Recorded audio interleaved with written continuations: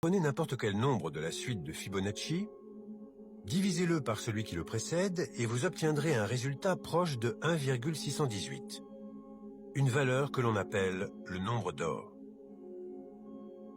Reprenons l'image du bras au rayon X. La différence de longueur entre l'avant-bras et la main est égale au nombre d'or. Et cela vaut aussi pour les 3 phalanges, mais aussi pour notre ADN. Le rapport entre la longueur et la largeur d'un cycle complet de la double hélice de la molécule d'ADN est égal à ce nombre magique. La suite de Fibonacci et le nombre d'or sont des exemples d'objets fractals. La structure des nervures d'une feuille est identique à celle des branches d'un arbre.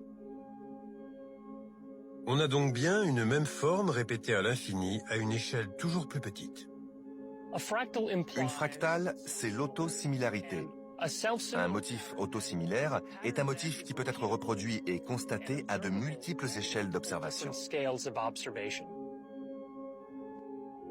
La nature repose sur la géométrie fractale parce qu'elle lui permet de créer des structures gigantesques avec une efficacité redoutable. C'est grâce à elle que le corps humain peut contenir 96 000 km de veines et d'artères, ou qu'1,80 m de filaments d'ADN peuvent être contenus dans le noyau d'une cellule.